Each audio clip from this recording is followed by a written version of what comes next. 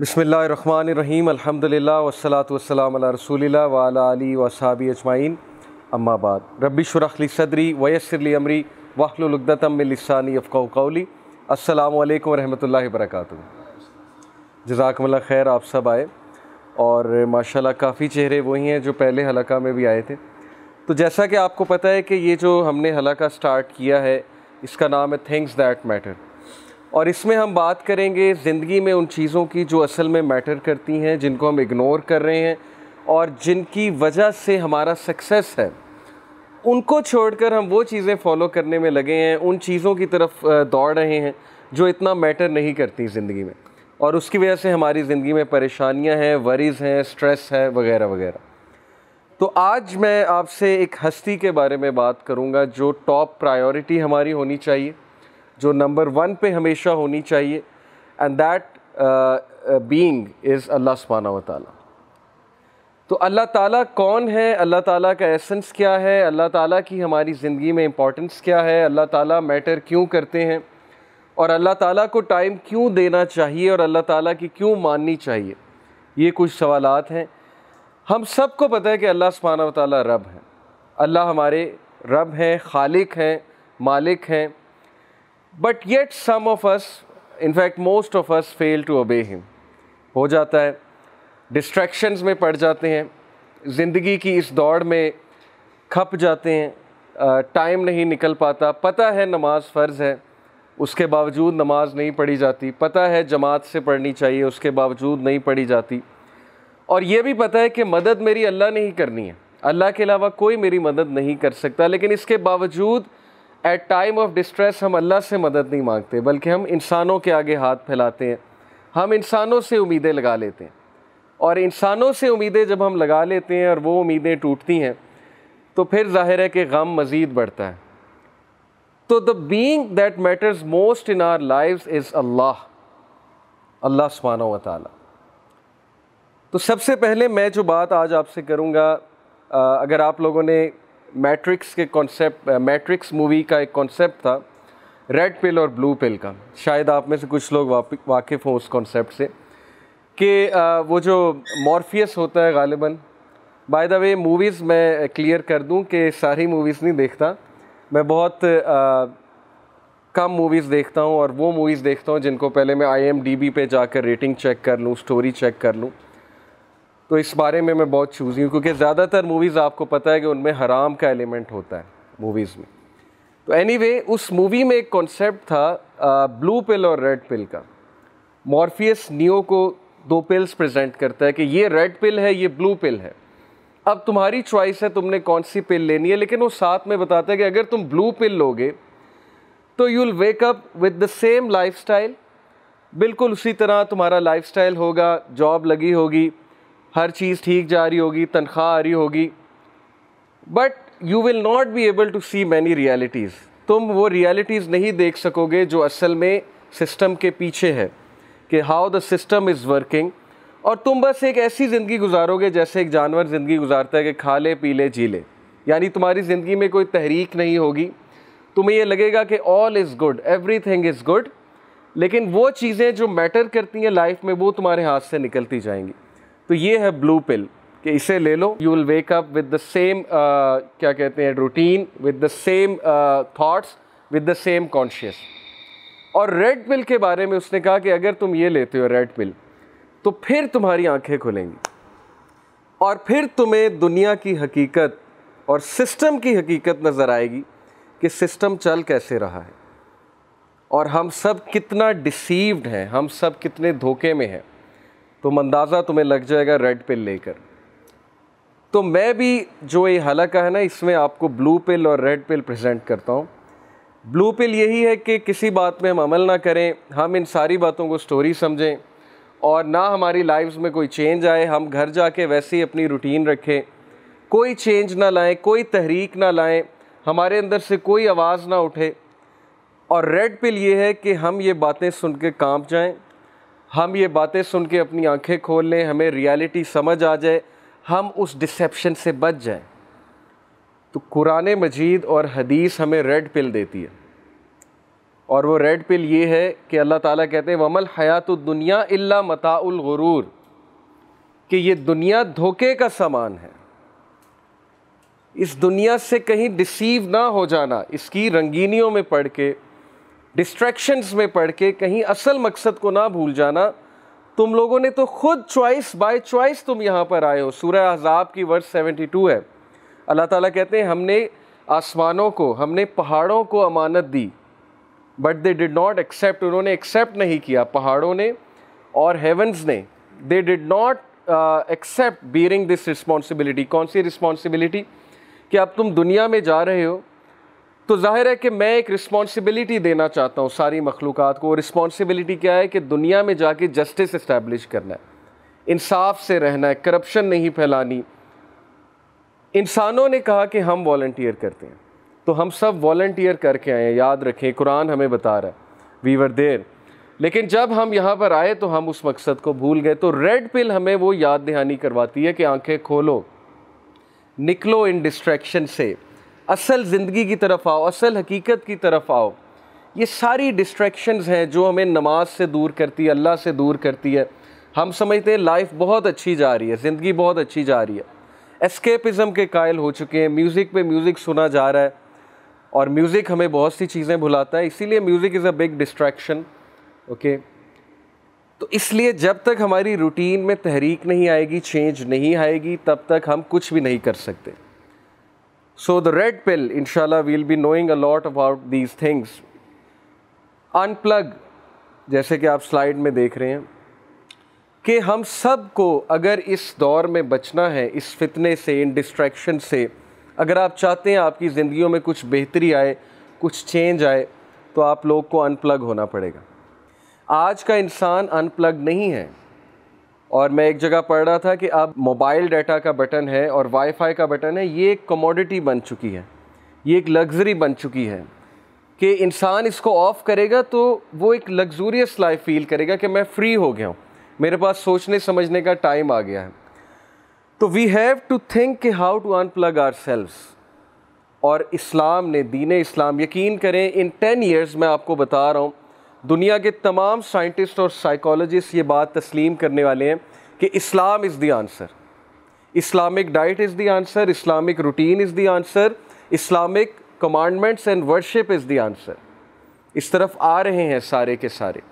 अब हमें अनप्लग होने के लिए, क्योंकि हम स्पिरिचुअल बीइंग्स हैं, हम मशीन्स नहीं हैं, हमें अनप्लग होने के लिए कुछ एक्टिविटीज़ चाहिए। अब वो एक्टिविटीज़ लोग ढूंढते हैं एक्सरसाइज में, योगा में, और एक स्पिरिचुअल, ज़ाहिर है बुद्धिज़्म का एक पूरा स्पिरिचुअल स्ट्रक्चर है उसमें। तो हमारे नज़दीक अल्लाह ताला ने हमें 5 वक्त अनप्लग होने का टाइम दिया है कि ये 5 टाइम तुम हर चीज़ से फारिग होके, हर चीज़ जो है उसको कंप्लीट करके मेरे पास आओ, मेरी इबादत करो, वो तुम्हारी सोल की डाइट है, और मुझे याद करो, मेरी याद को कायम करो। जैसे अल्लाह कहते हैं ना, so remember me I will remember you, मुझे याद रखो मैं तुम्हें याद रखूँगा। ये रूल है असल में। तो ये बेहतरीन एक्टिविटी है अनप्लग होने की। 5 टाइम नमाज इंसान पढ़े, लेकिन तसल्ली के साथ, हुसन के साथ। जो नमाज पढ़ने का हुसन है, वज़ू अच्छा करे, वज़ू अच्छा करके मस्जिद तक जाए, मस्जिद में कुछ देर बैठे, अज़कार करे, और ख़वातीन के लिए ज़ाहिर है घर में है, लेकिन हुसन के साथ, अच्छे उस मिजाज के साथ। एक तो ये अनप्लग है, बाकी भी इंशाल्लाह हम डिस्कस करते हैं। So as I told you कि टुडे इंशाल्लाह we are going to discuss about the most important being, that is Allah. मैं आपके सामने कुछ आयात रखता हूँ और फिर हदीस रखता हूँ अल्लाह ताला के हवाले से। सो पहली आया है सूरह अर्राद की, वर्स नंबर 15। अल्लाह अपना तारुफ करवाते हैं। अल्लाह कहते हैं कि वलिल्लाहि यस्जुदु मन फिस समावाति वल अर्ज़ि तौअन व करहन व ज़िलालुहुम बिल गुदुव्वि वल असाल। Translation, and unto Allah alone falls in prostration whoever is in the heavens and the earth willingly or unwillingly। हर चीज़ अल्लाह को सजदा कर रही है, willingly या unwillingly। अब इससे क्या मुराद है कि हर कोई अल्लाह के हुक्म का ताबे है। सजदा करने से ये भी मुराद है, क्योंकि हर चीज़ में पत्थर भी हैं, पहाड़ भी हैं, हर चीज़ में जानवर भी हैं, हर चीज़ में नॉन मुस्लिम्स भी हैं। तो हर इंसान, चाहे वो मुस्लिम है, नॉन मुस्लिम है, पत्थर है, पहाड़ है, जो भी है, वो ताबे अल्लाह के हैं। तो that is Allah, that is the power of Allah. कि अल्लाह कहते हैं कि मेरी पावर के बगैर एक एटम भी नहीं हिल सकता, इलेक्ट्रॉन भी रिवॉल्व नहीं कर सकता एटम के इर्द गिर्द। फिर अल्लाह ताला अपने बारे में कहते हैं सब्बहा लिल्लाहि मा फिस समावाति वल अर्ज़ व हुवल अज़ीज़ुल हकीम।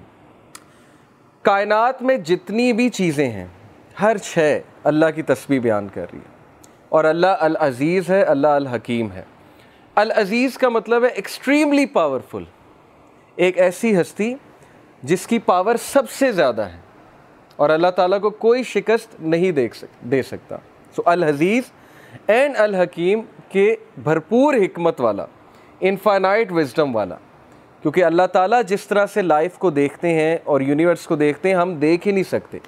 अल्लाह के सामने क्या क्या डायमेंशन खुली हुई है, क्या क्या पर्सपेक्टिव है, आप नहीं समझ सकते।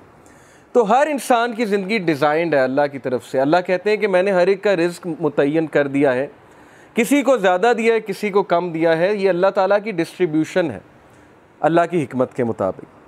फिर अल्लाह ताला अपने बारे में कहते हैं is he not best who responds to the desperate one when he calls upon him and removes evil and makes you inheritors of the earth. क्या अल्लाह बेहतरीन नहीं है जो किसकी आह सुनता है? उस शख्स की, उस इंसान की जो गम में है, जो इतना ज़िंदगी से अक चुका है, जिस पर इतनी मुसीबतें आ चुकी हैं, इतने टेस्ट और ट्रायल्स आ चुके हैं कि अकेले में रोने में उसके मुंह से आह निकल जाता है। जैसे एक भाई मुझे मिले, कहते हैं कि बस अब तो बस हो गई है, और अब अक्सर मेरे मुंह से निकलता है कि अल्लाह बस अब मेरी बस हो गई। तो ये कौन सुन रहा है उनकी आह? अल्लाह ताला कहते हैं मैं सुन रहा हूँ। क्या अल्लाह से बेहतरीन कोई है जो अपने बंदों की तन्हाई में आह को सुनता है? फिर अल्लाह ताला कहते हैं कि is there a deity with Allah, क्या अल्लाह के अलावा कोई इबादत के लायक है? क्या कोई और हस्ती सुन सकती है वो आवाज़?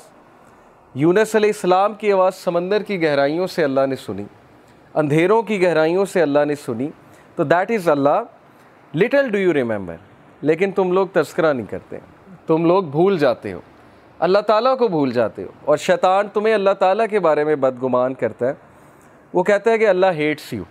ये शैतान का एक बहुत बड़ा जो है वो ज़ाहिर है एक हथियार है कि इंसान को ये फ़ील कराना कि अल्लाह तुझे नापसंद करता है, या तेरे तो बहुत गुनाह हैं, या तू तो इस लायक ही नहीं कि अल्लाह से बात कर सके। तो अल्लाह से दूरी, अल्लाह ताला से इनसिक्योरिटी और अल्लाह ताला के बारे में बदगुमान होना, जैसे इशफाक अहमद रहीमहुल्लाह कहा करते थे ना कि ज़िंदगी में हर हमाकत कर लेना, लेकिन कभी ये हमाकत ना करना कि अल्लाह ताला मुझसे प्यार नहीं करते। ये ज़िंदगी की सबसे बड़ी हमाकत है।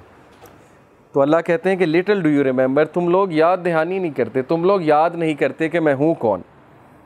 या अय्युहल इंसान मा गर्रका बिरब्बिकल करीम, सूरह इन्फितार वर्स नंबर 6। ए इंसान, तुझे किस चीज़ ने अपने रब से गाफिल कर दिया जो कि करीम है। करीम से मुराद है जनरस है। और फिर अगली आयत में अल्लाह कहते हैं उसने तुझे बनाया, फैशन किया, प्रोपोर्शन किया, तुझे शेप दी, जिस तरह उसने विल किया तुझे शक्ल दी। जब माँ के पेट में तू था तेरी हिफाजत कौन कर रहा था? अल्लाह सुब्हानहू व तआला कर रहे थे। फिर जब तुम बड़े हुए हो तुम्हें किन किन हादसों से अल्लाह ताला ने बचाया। हमारे गुनाहों के बावजूद अल्लाह ताला हमें रोज़ाना माफ़ करते हैं। तो किस चीज़ ने गाफिल कर दिया अल्लाह से तुम्हें? तुम हर इंसान से उम्मीद लगाते हो, लेकिन अल्लाह ताला से तुम बदगुमान हो। तुम्हारे पास हर चीज़ का टाइम है, लेकिन नमाज़ पढ़ने का टाइम नहीं है। और कितने मिनट्स लगते हैं? 15 मिनट अगर आप एक नमाज के लगा लें, अगर अच्छे से पढ़ी जाए तो 75 मिनट।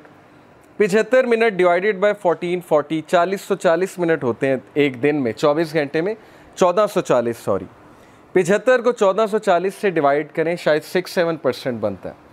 तो 6 से 7% दिन का हिस्सा अगर तुम अल्लाह को नहीं दे सकते, जो वो हस्ती है जो सबसे ज़्यादा मैटर करती है ज़िंदगी में, तो इसका क्या मतलब है? इसका मतलब ये कि हम डिसीव हो गए, इसका मतलब है कि हम खो गए, इसका मतलब है कि हमने उस हस्ती को इग्नोर कर दिया, यानी हमने अपने पाँव पे खुद ही कुल्हाड़ी मार ली। और वो हस्ती बार बार हमें बुलाती है। 5 times a day अल्लाह सुब्हानहू व तआला कॉल्स अस, हमारे फ़ायदे के लिए। ये नहीं कि तुम्हारी इबादत से मुझे कोई फ़ायदा होगा। मेरे तो पता नहीं करोड़ों एंजल्स, अरबों खरबों एंजल्स अल्लाह ताला की हमद बयान कर रहे हैं।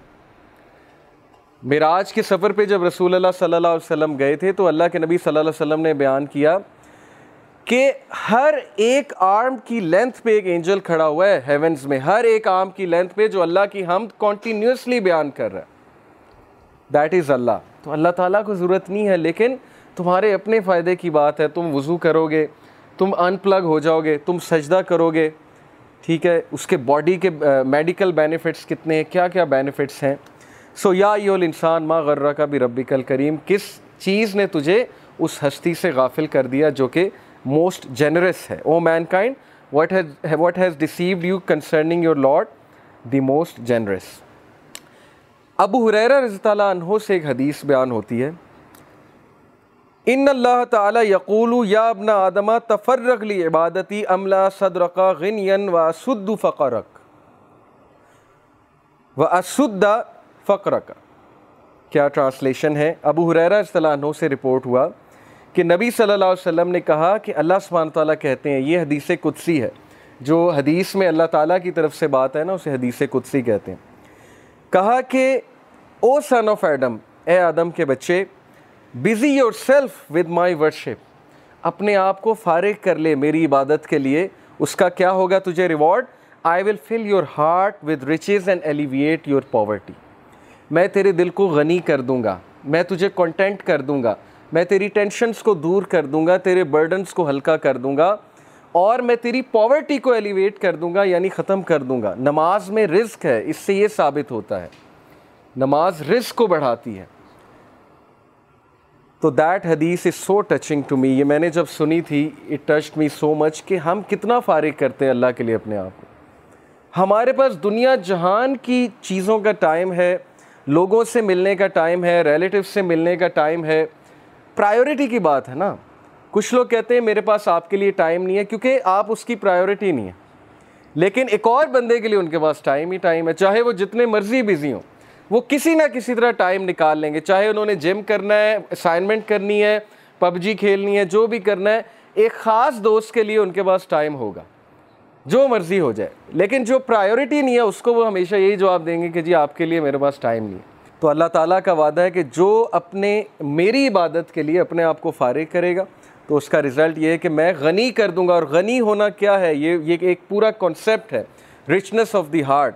Many of us are rich from our clothing, rich from our material outlook, but हम में से कितने लोग असल में दिल से गनी हैं? दिल का गनी होना क्या मुराद है? Contentment, self fulfilment. बहुत से लोग कंटेंट नहीं हैं, बेचैनी है अंदर। हर वक्त जो है वो अचानक से बैठे बैठे सैड हो जाते हैं, अचानक से बैठे बैठे एक हॉलोनेस छा जाती है, अचानक से बैठे बैठे खो जाते हैं। ओके, ये है दिल का गरीब होना। और दिल की रिचनेस क्या है? कि कम पे भी खुश हो जाना, कंटेंट हो जाना, तकदीर पे कंटेंट हो जाना, अल्लाह के फ़ैसलों पे कंटेंट हो जाना, अल्लाह ताला की डिस्ट्रीब्यूशन पे कंटेंट हो जाना। और दिल की रिचनेस से ये भी मुराद है कि अपने दिल में कोई कजी महसूस ना करना, कोई रिजिडिटी महसूस ना करना अच्छे कामों के लिए। अब जब अच्छे काम हमारे लिए मुश्किल बन गए, नेकी हमारे लिए पहाड़ जितनी बन गई, और बुराई हमारे लिए इतनी आसान बन गई कि हम बुराई करने के लिए रात अलार्म लगा के भी उठ जाएंगे। आई नो दिस, कि जाहिर है कि जब एक बुरा काम करना होता है तो उसके लिए कुछ भी हो जाता है। जैसे एक दुनियावी काम करना हो, आप रात 2 बजे उठ के भी 4 बजे उठ जाएंगे, मैं आपको गारंटी दे रहा हूँ। पता लगे सुबह कॉन्सर्ट अरेंज कराना है, स्कूल में 5 बजे पहुँचना है, मैनेजमेंट टीम में वो आतिफ असलम आ रहा है, उसका कॉन्सर्ट है, रात 2 बजे सो के 5 बजे उठ जाएंगे हम। प्रायोरिटी है ना, और दुनिया है। तो जाहिर है कि जब नेकी मुश्किल हो जाए, बुराई आसान हो जाए, तो फिर इसका मतलब है कि दिल में गुर्बत है, दिल गरीब है, दिल में रिचनेस नहीं है, कंटेंटमेंट नहीं है। तो अगर आप चाहते हैं आपका दिल बड़ा हो, आपके दिल में रिचनेस हो, तो फारिग करें अपने आप को, टाइम निकालें अल्लाह ताला के लिए, और फिर देखें आपके मसले कैसे हल होते हैं।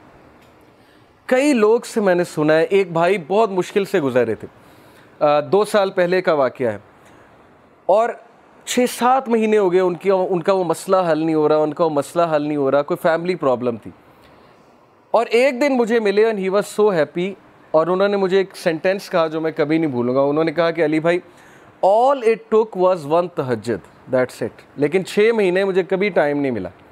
मुझे लोगों से मिलने का टाइम मिल गया, मुझे लोगों से कहानियाँ सुनाने का टाइम मिल गया, लोगों की सुनने का टाइम मिल गया, लेकिन तहज्जुद का टाइम नहीं मिल रहा था। All it took was one तहज्जुद, और मेरा मसला हल हो गया।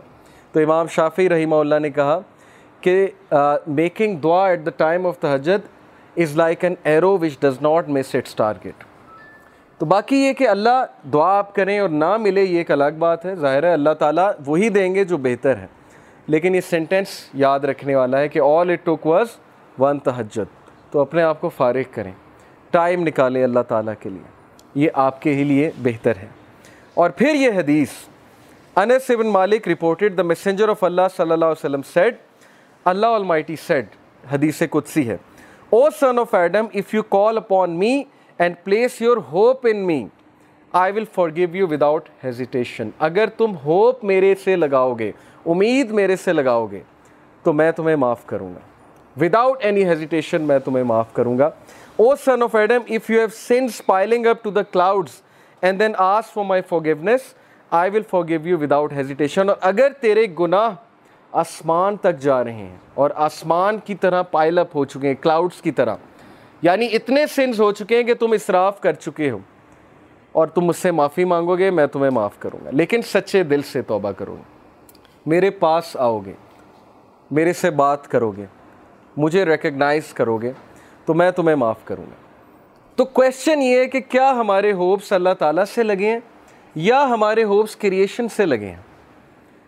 मैं यूथ से बात कर रहा हूँ, मैं हैरान हूँ कि हम एक इंसान के लिए रातें जाग लेते हैं, हम उसके लिए अपने डिसीजंस चेंज कर लेते हैं, कैरियर के जो हमारी लाइन है उसको चेंज कर देते हैं एक इंसान को पाने के लिए, एक इंसान के पीछे दौड़ते हैं, और बाद में हमें कोई ख़ास फ़ायदा भी नहीं मिलता। बाद में हमें जो है वो रिग्रेट होता है कि मैंने इतना कुछ किया और आगे से रिज़ल्ट जो है वो कुछ भी नहीं है। तो ये हैं वो मिसालें जो अल्लाह ताला हमें कुरान मजीद में बता रहे हैं, हदीस में बता रहे हैं कि तुम मेरे से उम्मीद लगाओ, तुम मेरे पास आओ, तुम मेरे से मांगो, फिर देखो कि तुम्हारा मसला हल होता है कि नहीं होता है। और उम्मीद लगाने के हवाले से इब्न तैमिया रहीमहुल्लाह लिखते हैं, उनकी एक किताब है, कलामुल्लाह.com पे आप जाएं तो वहाँ पर एक किताब है इब्न तैमिया की, I think relief from distress, yes exactly ये नाम है, रिलीफ फ्रॉम ड्रेस के डिस्ट्रेस से रिलीफ कैसे मिलना है। ओके, ये किताब है। वो किताब इस आयत की तफसीर है, ला इलाहा इल्ला अंता सुब्हानका इन्नी कुन्तु मिनज़ ज़ालिमीन। सिर्फ एक आयत को पकड़ा इब्न तैमिया ने और पूरी किताब लिख दी। उसमें वो एक बात लिखते हैं कि असलाफ जानबूझकर ये दुआ करते थे, ये भी एक दुआ थी उनकी कि हमारी दुआएं डिले हों, हमारी दुआओं की कबूलियत डिले हो। अब ये हमारे लिए, हम जैसे लोगों के लिए जो दुनिया में बहुत डूबे हैं, बड़ी अजीब बात है। हम तो चाहते हैं यूँ दुआ कबूल हो, मैं अल्लाह से मांगूँ और चीज़ मेरे सामने हो, चाहे वो मेरे लिए बेहतर है या नहीं है। असलाफ कहते थे कि हम जानबूझ के विश करते थे कि दुआएं डिले हों। क्यों? क्योंकि जब बंदा दुआ कर रहा होता है उसका ताल्लुक़ ही अल्लाह से और होता है, तो वो उस ताल्लुक़ को एंजॉय करते थे कि हम तकलीफ़ में हैं, हम किसी डिस्ट्रेस में हैं, बस हम दुआएं किए जाएं। तो ये ताल्लुक़ उन्हें बहुत लुत्फ़ देता था। ये एक बहुत हाई लेवल की बात है। बताना मैं आपको ये चाह रहा हूँ कि देखें, मुसीबतें आती हैं, मुश्किलें आती हैं, इंसान पर बहुत से फेजेज़ आते हैं, और उस फेज़ में अगर अल्लाह से आप कनेक्ट कर जाएं तो ये आपके लिए खैर ही खैर है, और उस फेज़ में अगर अल्लाह से दूर हो जाएं तो फिर ये शर है बहुत बड़ा। तो अल्लाह ताला कहते हैं कि ए आदम के बच्चे, अगर तेरे सिन्स पाइल अप कर जाएं क्लाउड जितने, तब भी मैं तुझे माफ़ करूँगा अगर तू मुझसे माफ़ी मांगेगा। और फिर अल्लाह ताला ने कहा, O son of Adam if you come to me with enough sins to fill the earth and then you meet me without associating anything with me, I will come to you with enough forgiveness to fill the earth. अगर तू मुझसे मुलाकात करे और तू मुझसे माफ़ी मांगे और तेरे सिन्स अर्थ को फिल करे हुए हैं, यानी इनफाइनाइट सिन्स हैं, और तू मुझसे माफ़ी मांगेगा, तो मैं तुझे बिल्कुल उतनी फॉरगिवनेस के साथ माफ़ी करूँगा जितने तेरे सिन्स, और ना सिर्फ माफ़ करूँगा, तेरे सिन्स को मैं रिवॉर्ड्स में कन्वर्ट करूँ। सच इज़ अल्लाह कि ना सिर्फ गुनाह माफ़ हुए बल्कि गुनाहों को रिवॉर्ड्स में कन्वर्ट कर दिया अल्लाह ताला ने। इतना आसान है। एक इंसान को मनाना कितना मुश्किल है। इंसान को मनाने में इंसान बहुत जलील होता है, अल्लाह को मनाना कितना आसान है। ठीक है, तो ये है वो मिसालें। जिससे हमें सोचना चाहिए कि हम किस हस्ती को इग्नोर कर रहे हैं।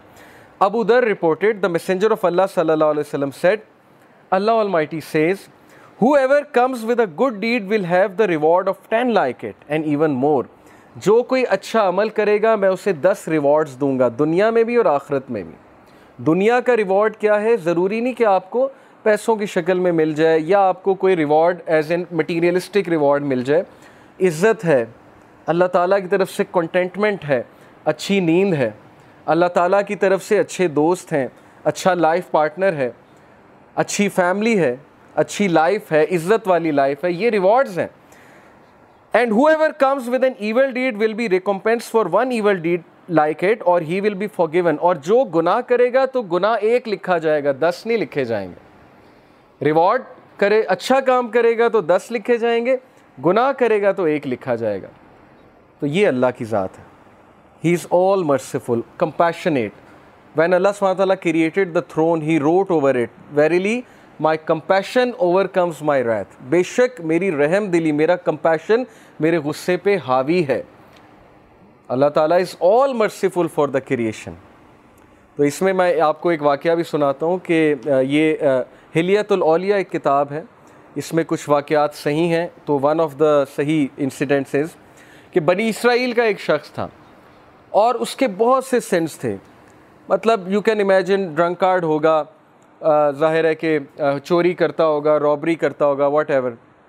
वो इतना तंग आए वहाँ के लोग कि उन्होंने कहा कि इसको दूर दराज किसी इलाके में छोड़ आते हैं, चेन्स बांध के, क्योंकि बहुत फसाद मचाता है। तो वो उस दौर के जो नबी थे उनसे उन्होंने मशवरा किया, मशवरा करके उसको चेन्स में बांधा, दूर फेंका। यानी उसके सिन्स इतने ज़्यादा थे, वो इतने तंग थे, उन्होंने कहा मरता है तो मरे।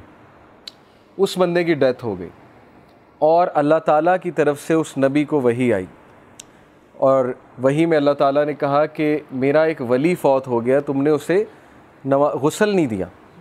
और वो नबी इतना हैरान हुए, उनके पैरों तले ज़मीन निकल गई कि ये कौन फ़ौत हो गया, अल्लाह का वली जिसको मैंने गुस्ल नहीं दिया है। तो अल्लाह ताला ने कहा वहाँ उस इलाके में जाओ और जाकर देखो। तो जब वो वहाँ पहुँचे अपनी कौम को लेके, इतना हैरान हुए कि ये तो वही बदकार आदमी है जिसने नाक में दम किया हुआ था। तो ये शख्स वली कैसे बन गया? तो अल्लाह ताला ने कहा कि इसने मरने से पहले एक दुआ की थी और वो दुआ मुझे इतनी अजीज़ है, इतनी पसंद आई कि अगर वो दुआ से पूरी इंसानियत को भी बख्शवाना चाहता मैं बख्श देता। और वो दुआ ये थी कि अल्लाह, अगर मुझे माफ़ करने से तेरी इज़्ज़त में कोई कमी नहीं आती तो मुझे माफ़ कर दे, और अगर मुझे सज़ा देने से तेरी इज़्ज़त बढ़ती है तो मुझे सज़ा दे। बहुत ही खूबसूरत वर्ड्स हैं। देखें ना, अल्लाह नोज़ बेस्ट कि कौन अल्लाह से रिपेंट कर ले, किस तरह से रिपेंट कर ले। इसलिए जज नहीं करना चाहिए किसी को, पता नहीं अल्लाह ताला को क्या एक्ट किसी का पसंद आ जाए। तो ये होप के बारे में एक वाक़या मैंने आपको सुनाया। सो अल्लाह सेज़ कि 10 रिवॉर्ड्स एक डीड के मिलेंगे, अच्छे डीड के, और एक गुनाह का एक गुनाह, एक ईवल डीड का गुनाह मिलेगा। Whoever draws close to me by the length of a hand, I will draw close to him by the length of an arm। ये मेटाफोरिक है, एग्जाम्पल है। तुम एक हाथ के डिस्टेंस से मेरे करीब आओगे, मैं एक आर्म के डिस्टेंस से तुम्हारे करीब आऊँगा। यानी तुम एक स्टेप लोगे, अल्लाह ताला 10 स्टेप्स लेंगे तुम्हारी तरफ। स्टेप लेकर तो देखो, हम स्टेप भी नहीं लेते। और फिर कहा whoever draws close to me by the length of an arm, I will draw close to him by the length of a fathom। यानी वही पैरामीटर तय कि जो और करीब आएगा मैं उसके 10 टाइम्स और करीब आऊँगा। Whoever comes to me walking, I will come to him running। जो चल कर आएगा मैं दौड़ कर आऊँगा। Whoever meets me with enough sins to fill the earth, not associating anyone with me, यानी शिरक ना किया हो, I will meet with him as much forgiveness। तो मैं उसको उतनी ही forgiveness के साथ मिलूँगा। तो ये अल्लाह की ज़ात है कि आप एक स्टेप लेंगे, अल्लाह ताला 10 स्टेप्स लेंगे। आप चल कर आएंगे, अल्लाह ताला दौड़ कर आएंगे, आपको वेलकम करने आएंगे। ओके, इसलिए अल्लाह ताला ये गफलत में कभी ना आइएगा, ना ही इस हमाकत में कभी पड़िएगा कि मेरे गुनाह बहुत ज़्यादा हैं, या अब मैं क्या करूँ अल्लाह ताला के पास जाके, हर चीज़ तो हराम है, वो हराम मैं करता हूँ। तो स्ट्रेस में आके इंसान अल्लाह से ही बात करना छोड़ देता है, कहता है बस मैंने करना ही हराम है तो छोड़ो, अल्लाह ताला से क्या बात करे। तो ये हमाकत है, ये शैतान का बहुत ज़बरदस्त स्ट्रैटेजी है कि हमें अल्लाह से बदगुमान कर लें। तो बदगुमानी कभी नहीं करनी, और वो हदीस फॉलो करें कि रसूलुल्लाह सल्लल्लाहु अलैहि वसल्लम ने जो फार्मूला बताया कि follow an evil deed by a good deed. कोई गुनाह हो गया है, किसी को आपने कोई ज़ाहिर है हुकूकुल इबाद में कमी हो गई है, या कोई पर्सनल सिन हो गया है, अल्लाह की हुदूद पामाल हो गई हैं, जो काम नहीं करना चाहिए था वो अकेले में कर लिया है, तो डीमोटिवेट नहीं होना, प्रोक्रेस्टिनेट नहीं करना, इतना ज़्यादा रिग्रेट में नहीं चले जाना कि बस अब ज़िंदगी ख़त्म हो गई, अब तो मैं बिल्कुल ही बेकार हो चुका हूँ। Rasulullah said follow a bad deed by a good deed, बस खलास, ताकि दिल पे वो काला धब्बा ना पड़े जिसकी वजह से फिर ज़ाहिर है दिल बहुत डार्कन हो जाता है, फिर नेकी नेकी नहीं लगती, बुराई बुराई नहीं लगती। और ये हमने ख़ुद फील किया है, एक दौर में बुराइयाँ बिल्कुल बुराई नहीं लगती थी, ये तो पर्सनल हमारा एक्सपीरियंस है। मेरी लाइफ पास्ट में ऐसी है कि बहुत सी बुराइयों में इन्वॉल्व थे, वो लगती ही नहीं थी बुराई। ये कंडीशन ऑफ हार्ट पे डिपेंड करता है। और अब वो चीज़ इतनी बुराई लगती है कि मैं हैरान होता हूँ कि किसी दौर में हम ये भी करते थे। तो it all depends on the condition of the heart. कल्ब जो है ना, ये बहुत साइंस है कल्ब की, कि कल्ब असल में है क्या।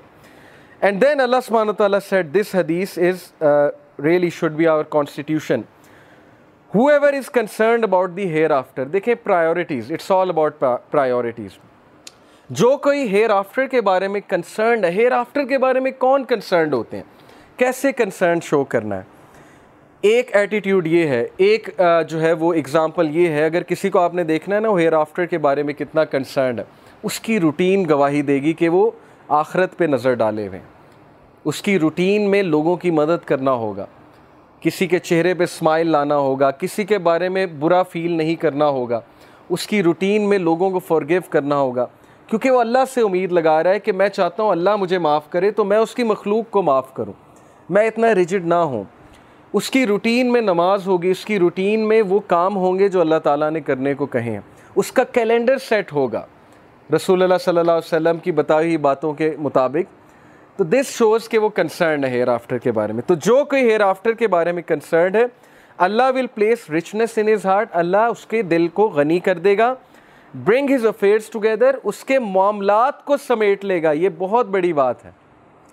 हमारे मामलात फैले हुए हैं, कभी उधर से टेंशन आती है, कभी पढ़ाई का स्ट्रेस है, कभी जो है वो औलाद की तरफ से टेंशन है, कभी फैमिली की तरफ से टेंशन है, कभी कोई दोस्त टेंशन दे देता है, कभी स्पाउस टेंशन दे देता है, कभी बिज़नेस में लॉस हो जाता है। ये ज़िंदगी के मामलात हैं। तो हमारे अफेयर्स इतने फैल चुके हैं कि अब हम यही सोचते हैं कि यार करें तो क्या करें, ना नमाज़ पढ़ने का टाइम है, ना अल्लाह से बात करने का टाइम है। तो ये क्यों है? क्योंकि दुनिया प्रायोरिटी बन गई। दुनिया के अफेयर्स, सहाबा के नज़दीक औकात ही कोई नहीं थी दुनिया की, इसीलिए वो बहादुर थे, इसीलिए करेजियस थे, इसीलिए उनका पर्पज़, उनका मिशन, उनका विजन वो चलता रहता था। जो मर्जी सिचुएशन क्रिएट हो जाए, सर्कमस्टांसेस उनको नहीं रोकते थे, वो चलते रहते थे अपनी मंजिल की तरफ। मंजिल की तरफ जाने से वो रुकता है जो डर जाता है दुनिया के प्रॉब्लम से। तो वही डरेगा जिसके लिए इंपॉर्टेंस बहुत है दुनिया की। तो दुनिया की इंपॉर्टेंस क्या है? एक बार रसूलुल्लाह सल्लल्लाहु अलैहि वसल्लम सहाबा के साथ कहीं जा रहे थे, रास्ते में एक मरी हुई बकरी थी, उसका कारकस यानी कि बोसीदा उसका जिस्म था, सड़ चुका था, गल चुका था। तो रसूलुल्लाह सल्लल्लाहु अलैहि वसल्लम ने सहाबा से कहा कि इसको कोई लेना चाहेगा, will some of you like to purchase this? तो सहाबा ने कहा इसको कौन परचेज़ करेगा? तो अल्लाह के नबी ने कहा कि अल्लाह के नज़दीक दुनिया की हकीकत इससे भी कमतर है। तो ये दुनिया की हकीकत है। हम दुनिया की टेंशनों पे रोते हैं कि ये हो गया, वो हो गया। पर्सपेक्टिव छोटा सा है ना, मायोपिक विज़न है।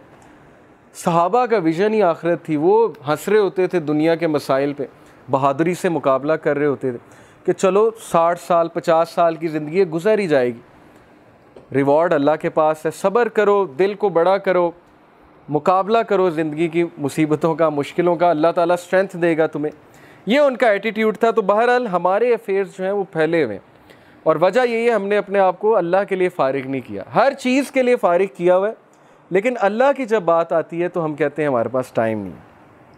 Whoever is concerned about the world and the world will come to him although he is reluctant to it। किसके लिए? जो आखिरत के बारे में कंसर्न है। दुनिया उसके पीछे भागेगी, वो दुनिया के आगे भागेगा। मैं आपको क्या एग्जांपल दूं? देखिए, जुनैद जमशेद रहीमहुल्लाह से ज़्यादा बड़ी एग्जांपल कोई है? जुनैद जमशेद रहीमहुल्लाह ने कहा कि मैंने ज़िंदगी में बड़ा कुछ किया, लेकिन खुदा की कसम सुकून मिला है तो वो एबटाबाद या पता नहीं कौन से इलाके का उन्होंने नाम लिया कि वहाँ की एक मस्जिद में फटी हुई टाट के ऊपर बैठ के मुझे सुकून मिला।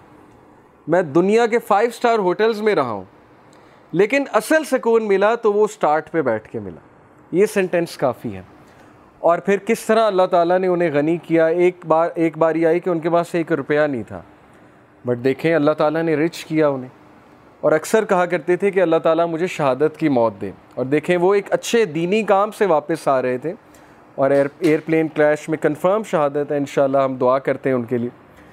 तो दुनिया तुम्हारे पीछे भागेगी, तुम दुनिया के आगे भागोगे। मैंने यूनिवर्सिटी में मेरे एक दोस्त थे, वो टॉपर भी थे और वो हर वक्त किसी ना किसी प्रोडक्टिव काम में लगे होते थे। कभी किसी सिटी जा रहे हैं, कभी कहीं जा रहे हैं, लेक्चर्स दुरूस देने के लिए।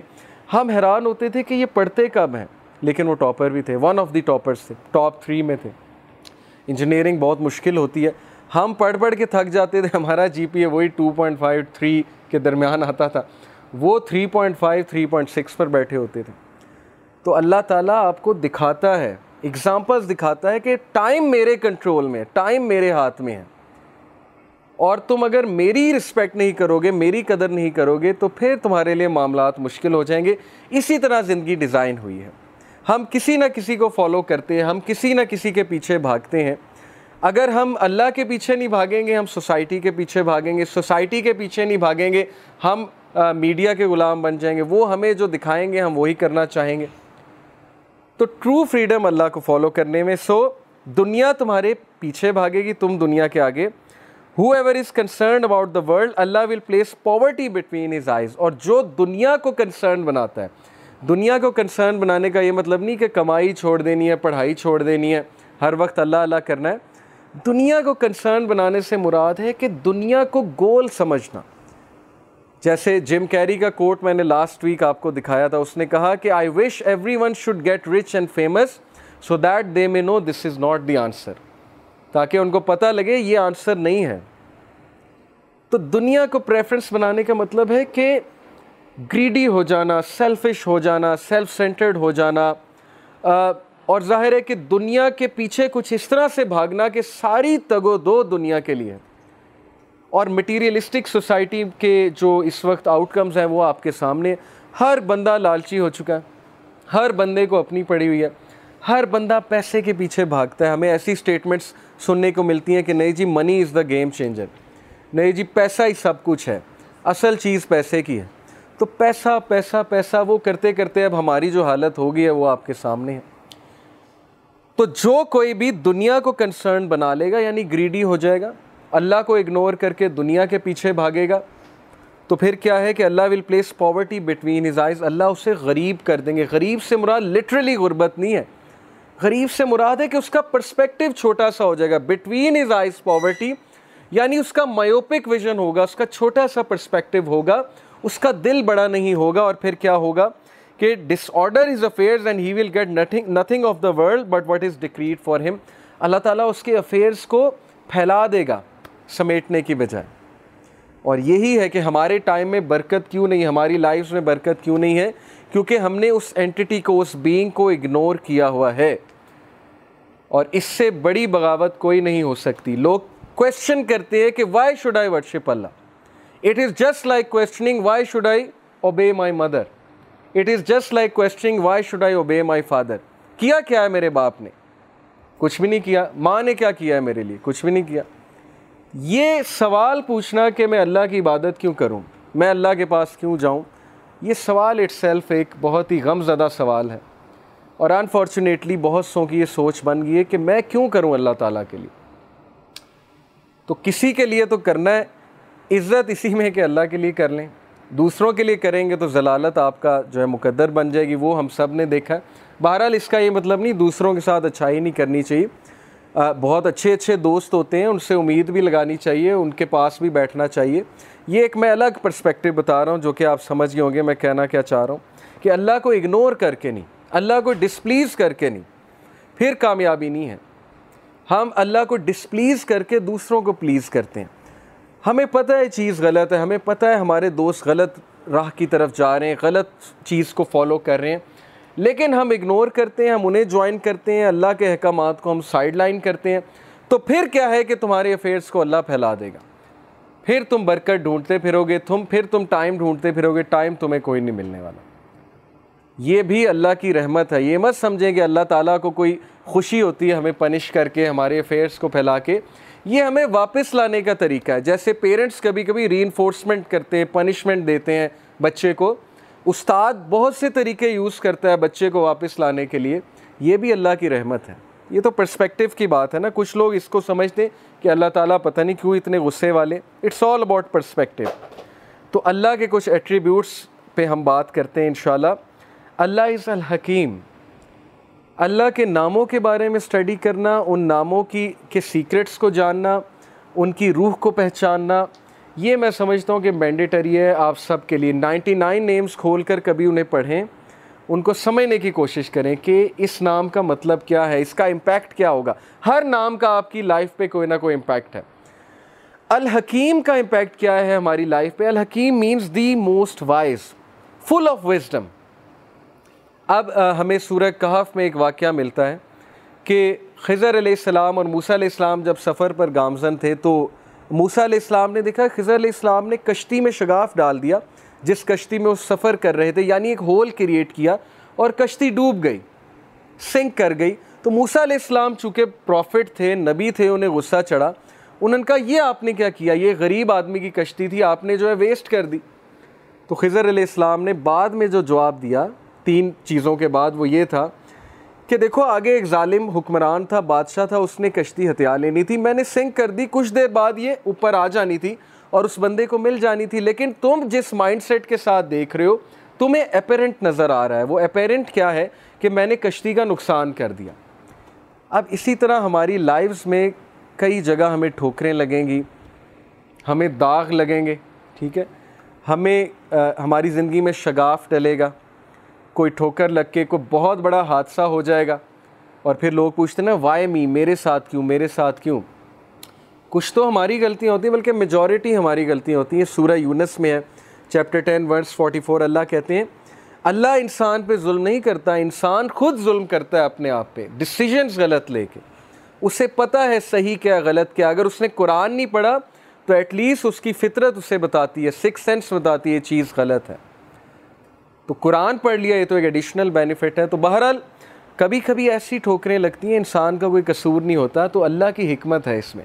अल्लाह एक ठोकर दिलवा के कोई बहुत बड़ी ठोकर से बचाता है इंसान को। एक वीडियो भी है इस पर, मैं वीडियो अक्सर दिखाया करता हूँ कि एक छोटी सी बच्ची एक स्ट्रीट में जा रही है और आगे एक शार्प सा टर्न है, वहाँ से एक गाड़ी आने वाली है। उस बच्ची को नहीं पता आगे से गाड़ी आने वाली है। ये रियल वीडियो है यूट्यूब पे, I wish I could show it, अभी मेरे पास है नहीं।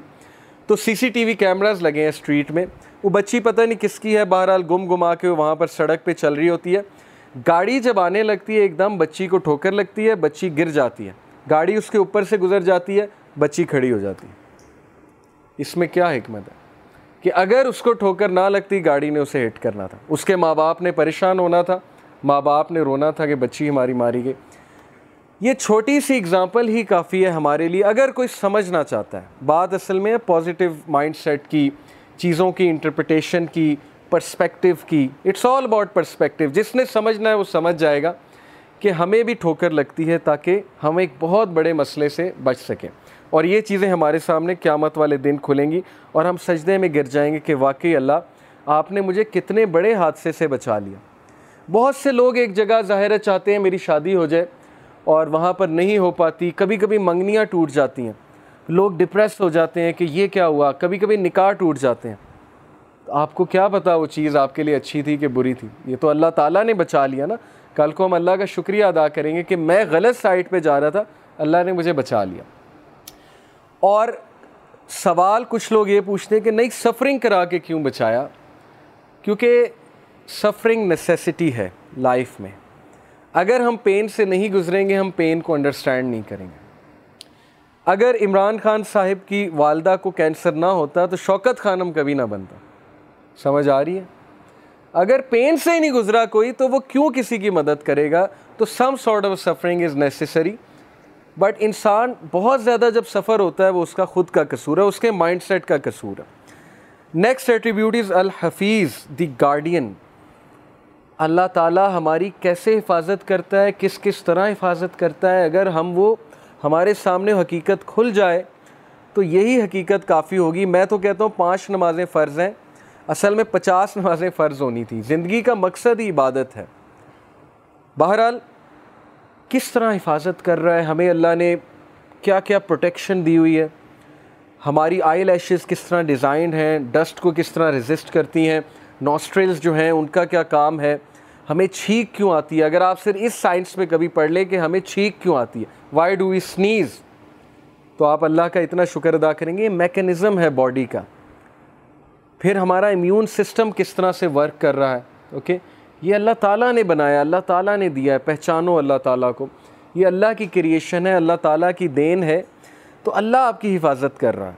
और फिर ये आया सूरह अल-अनाम की वर्स 59 के not a leaf falls but he knows it, पत्ता भी नहीं गिरता लेकिन अल्लाह को पता है।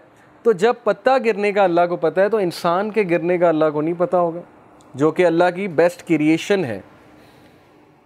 तो इंसान गिरेगा, ठोकर खाएगा, दुख में जाएगा, अल्लाह को पता है। बस एक बार बुला लो अल्लाह को, उस आह में अल्लाह ताला को पुकार लो कि अल्लाह बस हो गई है, या अल्लाह मदद कर दें, या अल्लाह इस चीज़ से जान छुड़वा दें, या अल्लाह मैं हराम से बचना चाहता हूँ, मुझे बचा लें, या अल्लाह मैं तंग आ गया हूँ इस ज़िंदगी से, इस लाइफस्टाइल से, मुझे निकाल लें। That's it. ये कहने की देर है और अल्लाह 10 स्टेप्स लेंगे। आपने एक स्टेप लिया, आपने एक बात की, अल्लाह ताला 10 स्टेप्स लेंगे। ओके, तो पॉजिटिव रहें अल्लाह ताला के बारे में। अल्लाह ताला के बारे में कभी ये ना सोचें वो आपकी नहीं सुनेंगे। एंड देन सूरह तूर verse number 48, so endure patiently under the judgment of your lord for verily you are under our eyes. Patient रहो, सब्र से अल्लाह ताला के जजमेंट का इंतज़ार करो, क्योंकि तुम अल्लाह ताला की आइज़ के अंडर हो, तुम्हें अल्लाह देख रहा है, Allah is watching you. And glorify the praises of your lord when you get up from sleep, और अल्लाह की हमद बयान करो, ये तुम्हारे फ़ायदे में है, तुम्हारे नफ्स के लिए फ़ायदा मंद है। देखें, मुश्किलें तो आनी हैं। अगर कोई इस चीज़ का इनकार कर दे, वो लाइफ की नेचर का इनकार कर देगा कि प्रॉब्लम्स नहीं आनी। Happy go lucky is nothing, this is not a true thing कि बस हर वक्त हैप्पीनेस है। मुश्किलें आनी हैं, उन मुश्किलों के लिए तुम्हें स्ट्रेंथ चाहिए। वो स्ट्रेंथ तुम्हें जिस तरह नमाज से मिलेगी, दुआ से मिलेगी, किसी और चीज़ से नहीं मिलेगी। थेरेपी से थोड़ी बहुत मिलेगी, साइकोलॉजिकल थेरेपी से हो सकता है किसी की बात सुन के मिल जाए, लेकिन जो स्ट्रेंथ नमाज देती है, दुआ देती है, उसका मुकाबला ही कोई नहीं। ये तो आप सब ने फील किया होगा अपनी लाइफ में। तो इसलिए you are under our eyes and glorify the praises of your lord when you get up from sleep, यानी नमाज अदा करो, अल्लाह ताला से मदद मांगो। अब देखिए, हिफाजत की बात है। कौन है जो रिस्क में डालता है अपने आप को अल्लाह की हिफाजत से? अल हफीज़, अल्लाह हिफाजत करता है। अब हम अपने आप को रिस्क में डालते हैं, कैसे? सही मुस्लिम की हदीस है, हूएवर प्रेज फजर is under the protection of Allah, so do not fall short with regard to the rights of Allah. Allah के राइट्स हैं, नमाज अल्लाह का राइट है। We are bound by rights in this world. कोई बंदा मुझे ये साबित कर दे मेरे कोई राइट्स नहीं है, मेरी कोई रिस्पॉन्सिबिलिटीज़ नहीं है, मैं दुनिया में सिर्फ इंजॉय करने आया हूँ, ना पेरेंट्स के कोई राइट्स हैं, ना माँ बाप, ना फैमिली के कोई राइट्स हैं, ना हस्बैंड के राइट्स हैं, ना वाइफ के राइट्स हैं, मैं गैर जिम्मेदार हूँ, मैंने बस इंजॉय करना है बैठ के।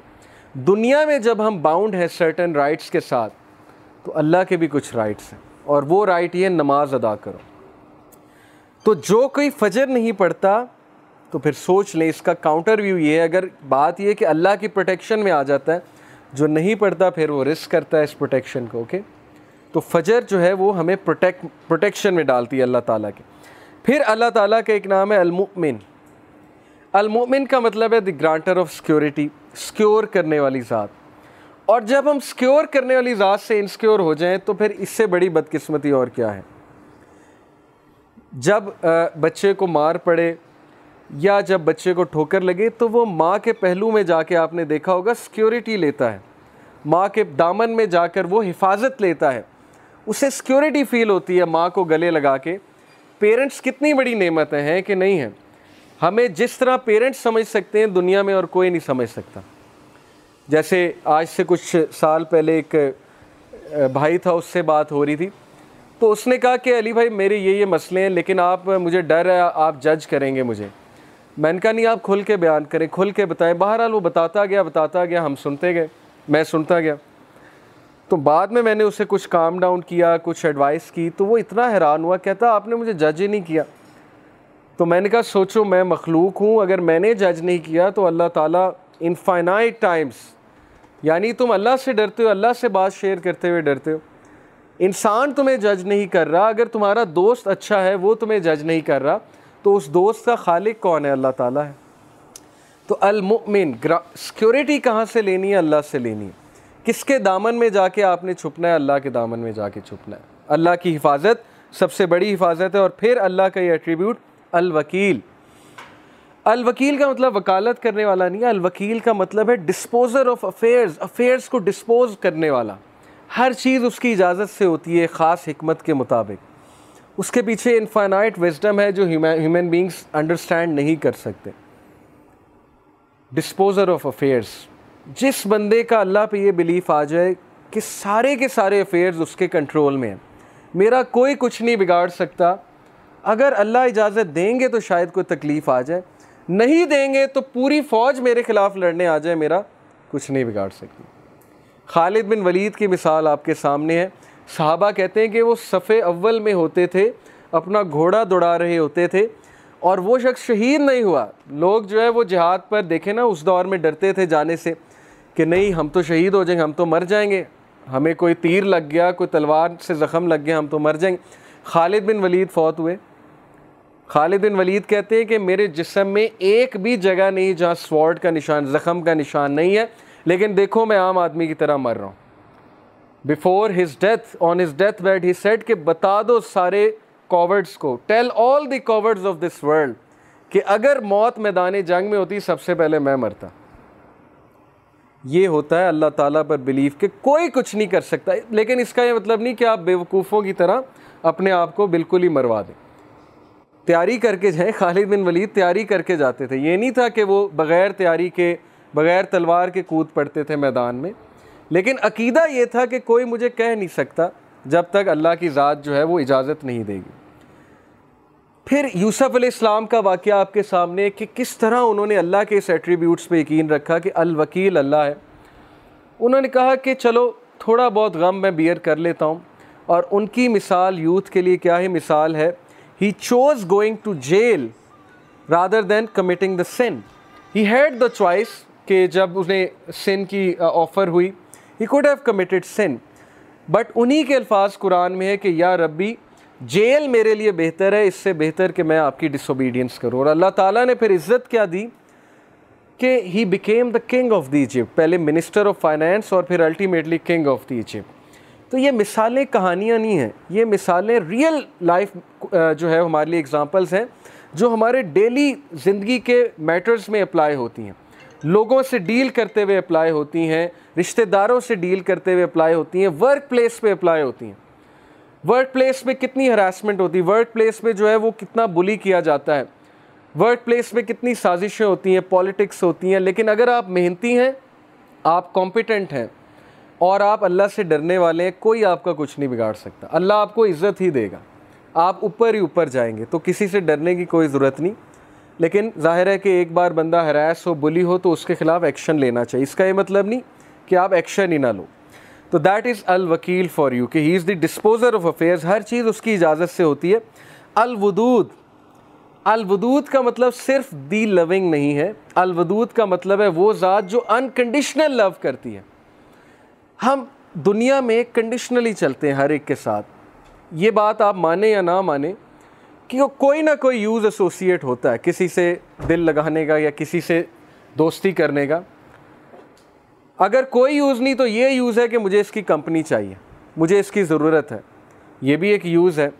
तो अल्लाह ताला की ज़ात वो हस्ती है जो इंसान से अनकंडीशनल मोहब्बत करती है। यानी तुम डिसोबे करोगे तब भी मोहब्बत है और तुम ओबे करोगे तब भी मोहब्बत है, नॉन मुस्लिम से भी मोहब्बत है। इसीलिए तो मैसेज भेजा, वरना तो कोई गैर जिम्मेदार टीचर होता और कहता भाड़ में जाएँ नालायक स्टूडेंट, मेरा इनसे क्या लेना देना। कुछ टीचर्स ऐसे होते हैं ना, वो कहते हैं बैक बेंचर्स ठीक है, फेल होते हैं तो होए, मुझे क्या। तो this is how life is designed कि अल्लाह ने अंबिया को भेजा, हमें समझ दी कि ये भी मेरे बंदे हैं, इनको जाकर बताओ कि ट्रुथ क्या है, हक क्या है, सच क्या है। तो ये है अल्लाह का अनकंडीशनल लव।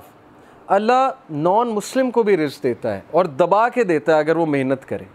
ऐसी हस्ती के लिए टाइम ना निकालना, ये फिर इंसान का बहुत बड़ा लॉस है। एंड देन दिस एट्रीब्यूट, ये एक आयत मैं आपके सामने रखता हूँ। Verily it is Allah who causes the seed grain and the fruit stone to split and sprout, he brings forth the living from the dead and it is he who brings forth the dead from the living. कौन है जो बीज में से, नन्हे से बीज में से पौधे को फाड़ता है और निकालता है? सख्त तरीन ज़मीन में से, कभी आपने सोचा है मिट्टी सख्त होती है, उसमें से कैसे बीज फोर्स करके निकल आता है? अल्लाह कहते हैं कौन है? मैं हूँ। तो जब अल्लाह सख्त ज़मीन में से नरम से पौधे को निकाल सकता है तो सख्त हालात में आपको भी मुकाबला करवा सकता है। कितनी मोटिवेशन है। लोग घुटने टेक देते हैं कि नहीं नहीं, मुझ पे मुसीबत क्यों आई, मेरे पे क्यों मसला क्यों आया। क्या पता अल्लाह ने आपसे कोई काम लेना, क्या पता अल्लाह आपको as a soldier and a commander तैयार कर रहा है सोसाइटी के लिए। नबी से ज़्यादा मुश्किलें किस पर आई हैं? एक मुश्किल ख़त्म हुई, दूसरी, दूसरी ख़त्म हुई, तीसरी, तीसरी के बाद मल्टीपल, चौथी, पाँचवीं, छठी। इमेजिन कर सकते हैं आप कि जिस टाइम मैक्सिमम सपोर्ट चाहिए अबू तालिब की, उस टाइम उनकी जो है वो फौत हो जाती है।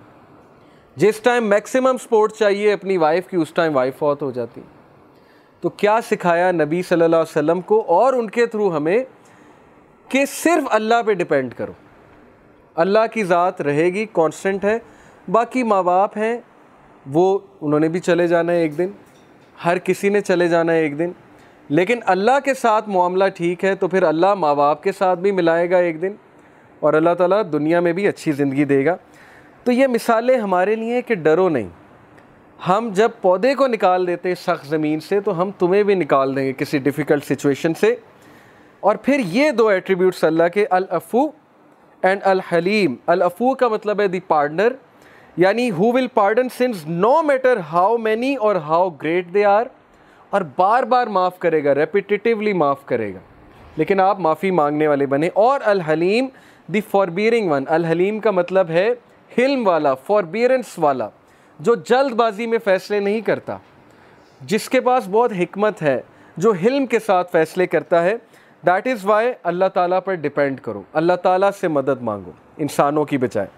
एंड देन अल मुहैमिन और अल मुहीत। अल मुहैमिन का मतलब है the watcher over his creatures. और आप हैरान हो जाएंगे कि अल्लाह ताला हर इंसान को किस तरह वॉच कर रहा है। Who manages the affairs of his creatures, guards them from harm and provides sustenance for all of them. This attribute reminds us that God is forever watching over us and doing what is best for us all. ये एक अलग बात है कि हम खुद अपने लिए कोई मुसीबत ले आते हैं, लेकिन वहाँ से भी अल्लाह निकालता है।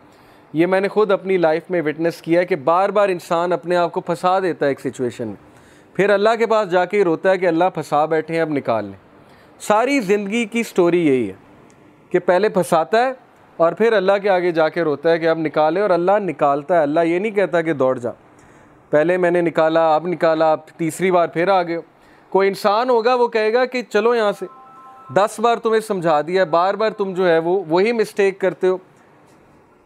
तो ऐसी हस्ती को इग्नोर करना ये फिर बहुत बड़ी हमाकत है। अल मुहीत the encompasser, who encompasses all things with his knowledge, power, mercy and dominion.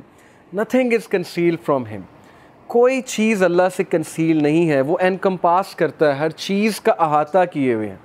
जैसे कहते हैं ना, वला युहीतूना बिशैइन मिन इल्मिही इल्ला बिमा शाअ वसिअ कुर्सियुस समावाति वल अर्ज़, कि हर चीज़ का अहाता अल्लाह ताला किए हुए है। अल्लाह ताला का इल्म हर चीज़ का अहाता किए हुए है। इसलिए अल्लाह से मदद मांगे, किसी से डील करते हुए अल्लाह से मदद मांगे। सहाबा छोटी छोटी बातों पे अल्लाह से मदद मांगते थे। हम ये समझते हैं अल्लाह से मदद मांगनी जब कोई बहुत बड़ा मसला आ गया, अदरवाइज़ मदद नहीं मांगनी। तो सहाबा तो नबी सल्लल्लाहु अलैहि वसल्लम ने सिखाया कि जूते का तस्मा भी अल्लाह से मांगो।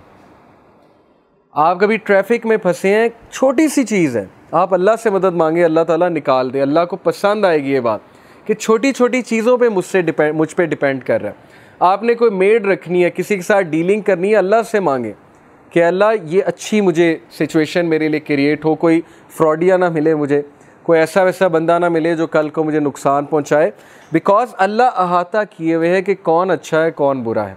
तो अल्लाह से मांगे।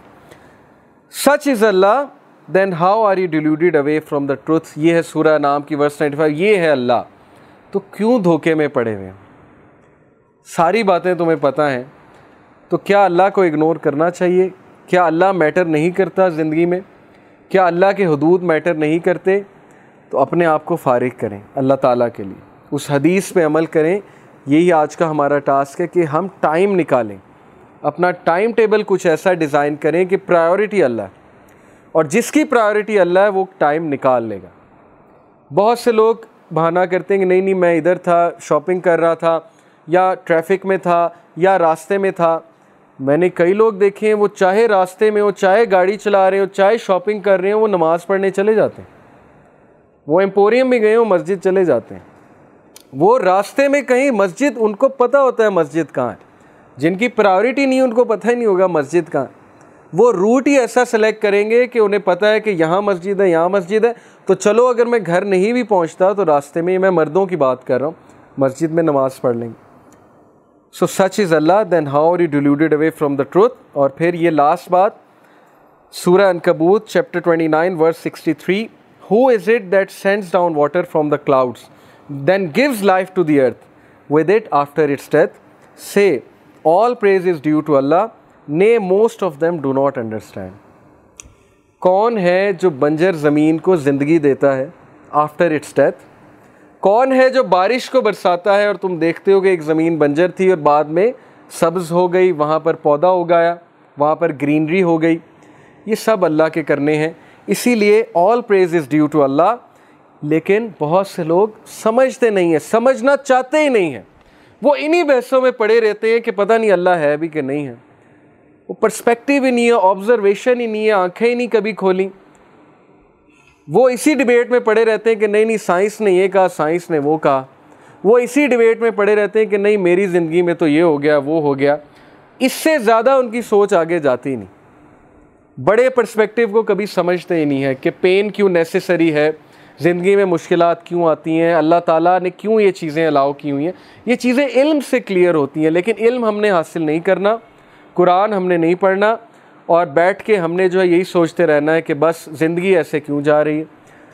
तो इसलिए मैं आप सबको चाहता हूँ कि हम सब अपने आप को अनप्लग करें, हम इन चीज़ों से निकलें, इन डिवाइसेस से निकलें, थोड़ा टाइम निकालें, फ़ारिग करें अपने आप को, आहिस्ता आहिस्ता फ़रागत लें अल्लाह ताला के लिए। मस्जिद जाया करें, वहाँ बैठा करें, अल्लाह ताला हमारे काम निपटा देगा। घरेलू मामला है, घरेलू परेशानी है, मियाँ बीवी का झगड़ा है। इमाम शाफ़ी कहा करते थे ना कि जब मेरी वाइफ से कोई तकरार होती है तो मैं समझ जाता हूँ मेरे तकवे में कमी आई है, मैं समझ जाता हूँ अल्लाह से मेरा ताल्लुक़ ख़राब हो रहा है। ओके, ये रिमाइंडर्स होते हैं कि उस सोर्स की तरफ जाओ ताकि तुम्हारी ज़िंदगी सेट हो। अल्लाह ताला सेट करने वाली ज़ात है, और ये कोई इसलिए नहीं कि अल्लाह ईगोइस्टिक है। अल्लाह ताला अगर चाहते ना आपको ये पनिशमेंट्स देते, ना आपकी लाइफ में मुश्किलात आती। कुछ लोग समझते हैं कि क्या ये ईगो है कि क्यों अल्लाह ताला ऐसे क्यों करते हैं। It is just like questioning कि ये टीचर ऐसे क्यों करता है, ये माँ बाप मेरे हर वक्त मेरे पीछे पड़े रहते हैं, मेरी डिवाइसेस ले लेते हैं, और माँ बाप जो है मेरे पे कुछ रिस्ट्रिक्शंस लगाते हैं। क्यों? साफ ज़ाहिर है क्यों, आपकी बेहतरी के लिए से। इसलिए मैं अल्लाह से दुआ करता हूँ कि अल्लाह ताला हमें अपने साथ वफ़ादार बना दे और हम फ़रागत निकालें अल्लाह ताला के लिए। और यही वो हस्ती है जो सबसे ज़्यादा ज़िंदगी में मैटर करती है। All things start from here. अगर अल्लाह को तरजीह देंगे सारी चीज़ें ठीक हो जाएंगी। बाकी सेकेंडरी चीज़ें हैं तो उनको भी हम इंशाल्लाह डिस्कस करेंगे, जो चीज़ें ज़िंदगी में मैटर करती हैं। But start from here. आपका एक टास्क है, आप अल्लाह के नामों को सर्च करें, अल्लाह के नामों को पढ़ें, कुछ नाम बाकायदा पेस्ट करके अपने रूम में लगाएं ताकि आपको याद दहानी कराते रहें कि ये अल्लाह है। और कुरान मजीद का भी मुतालिया करें। और सबसे बड़ी बात, फ़रागत निकालें, अपना स्क्रीन टाइम कम करें, अपनी प्रायोरिटी अल्लाह को रखें, बाकी चीज़ों को सेकेंडरी रखें।